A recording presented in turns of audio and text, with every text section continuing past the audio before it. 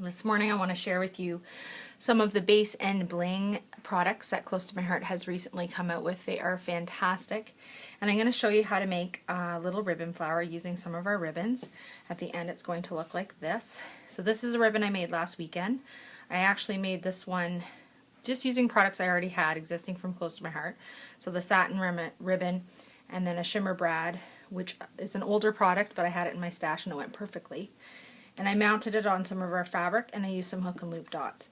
The reason I did that is because I wanted it to coordinate with my headband, which also has the other side of the hook and loop dots, so that I could make a headband that could coordinate with my daughter's outfits. So with this headband, I'm now able to easily add many cute little bows. Most of these I've made using the same technique I'm going to show you today. This one is with our chocolate stripe ribbon, and again, one of our old shimmer brads. Awesome. I wish they would come back. They're so great. Here's another Velcro flower.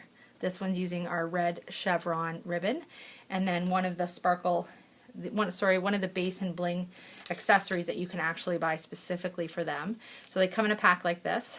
This is the red Base and Bling jewels. There are a few different colors.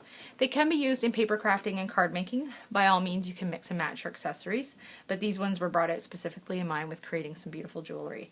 So again, this one's on Velcro and can be added to match my daughter's outfits or my own if I feel the need to wear a headband. Other things we carry in the Base and Bling line are hair clips. So this is a flower I made about a month ago. The directions for this are on my blog and I will post them in the directions for this video underneath. But it is just an easy flower using circles of the fabrics that we carry and then attaching it with hot glue to our hair clip, and that can go in the hair and it's good to go. It could even act as a little clip onto a jacket or something if you wanted it to match that.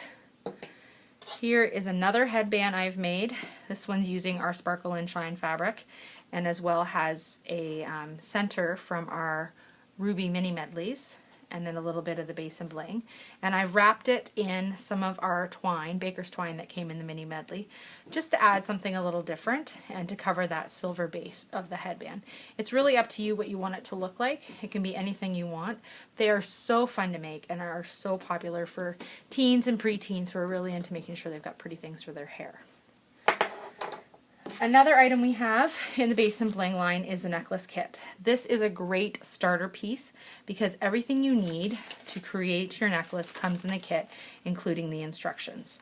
So you will learn to make these different clusters and different flowers. Here's a rolled flower, there's a folded flower, and you get some of the jewels, and then you can try it out for yourself. It's craftable jewelry. It's not meant to last forever, but it will last you a long time, especially if you make sure you don't have little hands clawing at it. It is beautiful. My daughter has played with this. She's 2 and she still hasn't destroyed it. It looks great. It goes with a variety of outfits. The teal is an in color, so it's on trend with what you might be wearing anyways. And it came together in about 20 minutes. I do offer workshops, so if you're interested, this is something that I could do with you in my home, or I could create an online workshop and do it with you via video. So let's show you how I've made this cute little ribbon flower. So what you're going to need is some ribbon. Depending on how many petals is how many pieces you're going to need. They should be all about the same size. A little bit of variation isn't going to ruin anything. So I've got 2 here. I'll show you how to do 2 petals, and then from there you just carry out the process until you loop it around into a circle. So really easy to do. I've also got a needle and thread about that much, maybe 20 inches long of thread, and knot it in the end. That's it. That's all you need for your prep. So what I'm going to do is I'm going to thread through my ribbon at the side, and I'm just going to do really loose, big stitches because I want to be able to gather them when I'm done. So they don't need to be tight, they don't need to be neat. I'm going to pull it right there so you can see how it looks. The knot that I tied in the end of my string will stop it from pulling all the way through. So I'm going to go down this side, and down this side. So you've got 3 sides covered with your nice big stitches. Now there is no how big, it really is just whatever feels right to you and whatever works at the time. I don't worry too much about it. Pulling your string along, your thread, and then going up the other side. So if you have any yucky edges, you won't see them when you're all done. So I've threaded my first flower petal, and you can't see it as a petal yet, but as soon as I start to pull on the strings and to thread it, you see that it comes together. And I can play with this as much as I'd like to get just the look I want. And you can see right now, I just want to play around a little bit on that one side, but I'm getting my first petal. So I'm going to do that again on this piece. So again, when you thread, you're threading down the short side, one long side, and the other short side. And you're just doing big, loose stitches. Now when I do it, I make sure that my ribbon is facing right side up. But as long as you're willing to play around with your flower and they're all facing the same way, I think it wouldn't really matter.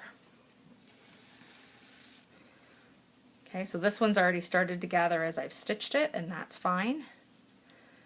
Just saves me doing it later.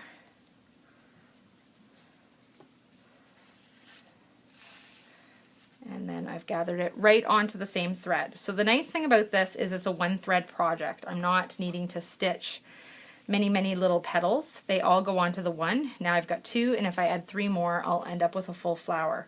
At the end, what you're going to do is take your 5th petal that you've made, and you're going to sew into the first one, and this is where you can tighten that first petal up if it's a little loose, and you're just going to sew into it, creating a circle and attaching them in a circle, and you can sew into each bottom of them, and then decide what you want for the inside. Really easy petal technique, one of my favorite. Doesn't take a lot of fuss. In fact, I could do this in front of the TV and still get quite a few flowers done. So I use that same technique on this chocolate stripe one I showed you earlier. So just to give you an idea of some of the other fun things that we carry that you could use to create flowers, our hollyhock zipper trim. I haven't made one yet, but I do plan to, and I can't wait. This is going to make some gorgeous flower petals. It's sweet and a little bit hard, and it's going to look really awesome.